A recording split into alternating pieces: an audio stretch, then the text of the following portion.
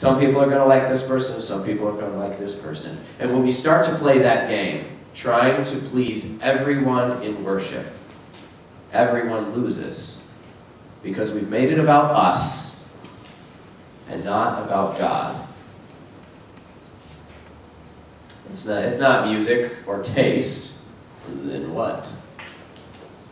I think it's about an encounter with God. Robert Wuthnow, who's a sociologist over at Princeton University, that's next to Princeton Seminary, he's in his book After the Baby Boomers, in the United States, the baby boomers, so the generation that grew up after World War II. People came home and had lots of babies, and then that generation sort of grew up. It was a huge generation. But basically, he wrote this book afterwards and looking at what we call Gen Xers and Gen Yers and Millennials. I'm sure you've got lots of fun names for your generations of youth right now, too. I don't really like any of them for ours. But basically, what he found was that youth were not necessarily, that 20 to 29-year-olds were the least likely to actually want to have some sort of contemporary music in their worship service. And that what they often were longing for was something that was more traditional, that could get them in touch with their roots. Now, this is not going to be true for everyone. And every time I bring up that statistic at home, I have lots of hands shooting up and saying, but. And then I just ignore them. I'm just kidding. But there's this sense that we make it about taste, and that that there are these two diametrically opposed camps, sort of like the cool guy music and the not so cool guy music that you saw in the commercial that I showed you earlier for the church at the movies, right? As if someone who likes organ music couldn't ever deal with having a guitar, and people who like guitar could never ever deal with having organ music. I think we really lose something when we don't use the gifts of people who are present. So, could it be that it works best to have a guitar? Yeah. And could it be that it works best to have organ music for that particular church, for these particular people? Yeah. So, think about the people who are actually in your congregation and work from there, as opposed to trying to adapt to everybody's individual tastes. Okay, so I think youth are going after an encounter with God. Here's the good news. Faithful worship helps us to encounter God. I want to use, so what's so great about worship? Why is it that it does this? Well, first of all, it's not about us. And in our culture, and especially in the U.S. culture, which is so consumerist, and it's all about what I want and what I need, we have something like worship, which I think helps us to reorient our compass, to help us turn away from ourselves and start turning towards God. And I go back to this book, Bath, Table, and Time, right? And he says, we have 2 millennia of accounts, prescriptions, and communal inspiration and wisdom about Christian worship, a veritable treasure trove of liturgical patterns and practices that can redirect our present obsession with ourselves and our own amusement. In other words, worship at its best helps us to have the right orientation. Right? Worship at our best takes what's going on in culture and helps us to remember what's really important. I don't know about you, but sometimes I get so caught up in trying to figure out what to do to please everyone else. Or or the newest gadgets, like I said, I have an iPhone, that I forget what it's all about, and that in the end, there's a reason why they don't put trailer hitches on hearses, because you can't take it with you, right? And in the end, all the stuff that we have doesn't really matter. And I think worship at its best helps us to remember that. So, Fred Eady, in his book, Bath, Table, and Time, he said he's basically interested in the ordo. Now, this is sort of the ordering of the church, and this is what we got to earlier with a little bit about what you actually do in worship. And for him, it just, practicing that and actually going through those liturgical practices does something for youth. And for him, it does 3 things. First, it provides them with an experience of the presence of the living God. Second, it reveals the identity of God. And third, it invites them to practice and discern their vocation. This is back to work, somebody had work, before God and the world, right?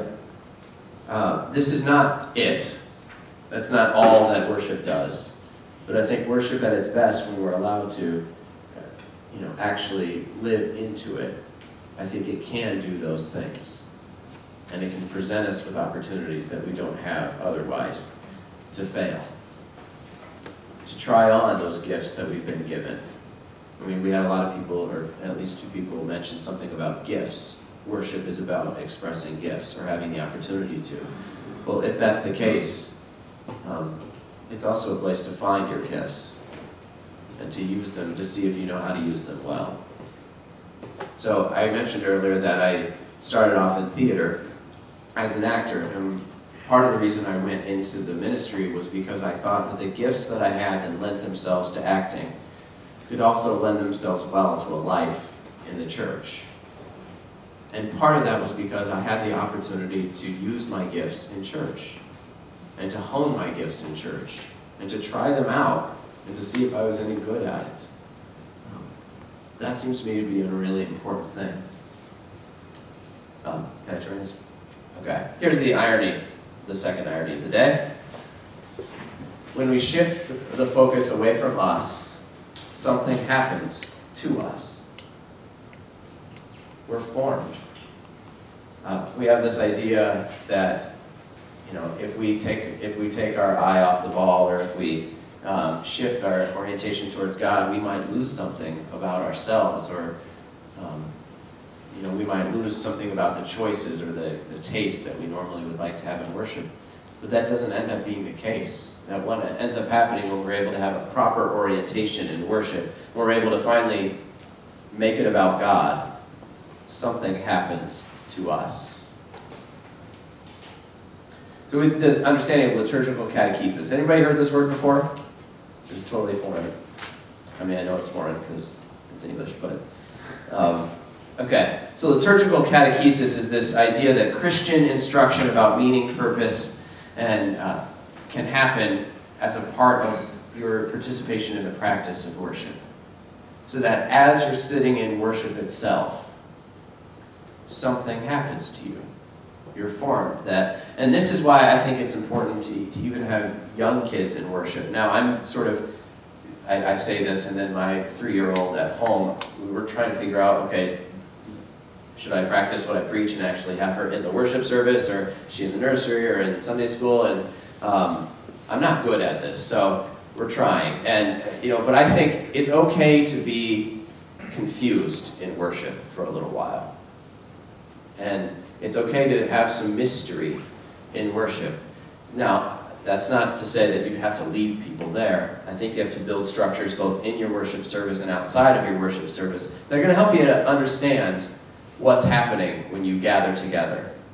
All right? I don't think we should just leave it to the kids to say, figure out what's going on. But once you actually have them in worship, I think they can start to get a sense of, oh, there's something mysterious about this. My wife tells a story about she was an exchange student in Poland for a summer, and she spoke no Polish, and typical American, we don't speak any other languages, going to another country just expecting to get by, but they didn't speak any English as well. And it was a really hard summer for her, and she spent the first 3 weeks really confused, and her family that was hosting her was so nice and very kind to her, and they took her to church with her. And she said the moment where she started to feel the most comfortable was when they were, or to feel okay about her experience, was in that worship service when they started to say the Lord's Prayer. And she didn't speak the language, but she recognized what it was.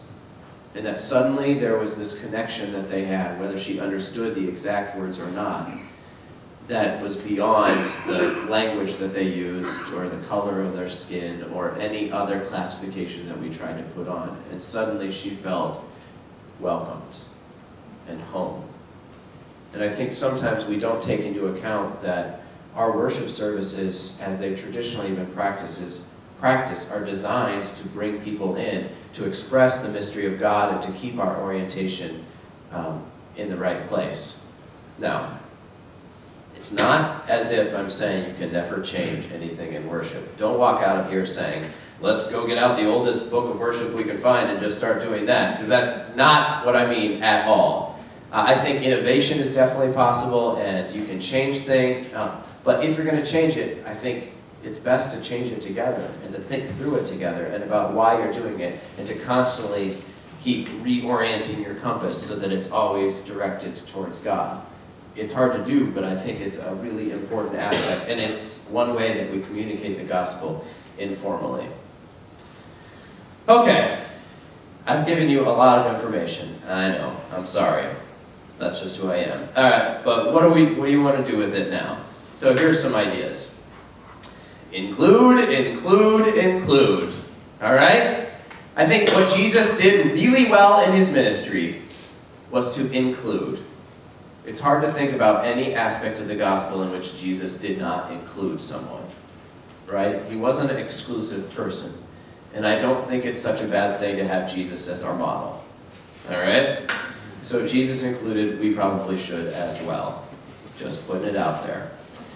Okay, second, avoid taste traps, right? Don't get so concerned with, if someone likes this particular aspect or this particular aspect, and making sure that we're, you're accommodating every individual's taste. I think you can do a general understanding of who's in your congregation, and you can work towards, basically recognizing the tastes of the congregation, but I don't think you ever make that your goal. Because if that's the case, then you're making it about the people and not about God. And I think if we make it about God, good things can happen. Third, orient your compass. So try and think about ways that you can make sure that what you're doing is directed towards God. I think if you really want to know what youth want in your congregation, it helps to talk to them and to start a dialogue with them. And if you really want to reach out to the youth who are not in your congregation, it's not such a bad thing to talk to them either. And that if you have a sense that if I'm going to bring youth into my worship, into our church, and you're just kind of creating out of your head what you think that they might like, it might help to stop for a second and actually go to talk to somebody. Okay? Finally, I think you can build support structures. Ways of checking in with yourselves. Ways of assessing whether or not what you're doing in worship is actually keeping people oriented towards in the right direction. Help people actually focus on God. And I think it's a way, one thing we don't do well in the United States ever is to actually assess whether or not what we're doing has worked. So we can get lots of kids through confirmation and great, they all said yes, and I will, and I do, and I do, I do, and I will in the right places. And then they're confirmed, and then you never see them again. You pretty much know if it works at that point. But even the kids who come in, you should try to build in means of assessment just to figure out, okay, did you get what I think you were getting or what I was trying to offer you? Because if you don't do that, then you're never going to know. That's basically what I have, and if we have some time, we can go back and watch that video that I skipped over. But we have a good half an hour, it looks like, and I want to just give you a chance to maybe turn to your neighbor and talk for a second about what it is you heard and how it is that it might fit with your particular context, and then open up some time for questions. Okay, so find your neighbor or 3 or 4 people gathered around and just spend 3 or 4 minutes just talking with each other about what it is you heard, and if it fits at all in your context, or if this crazy American is just a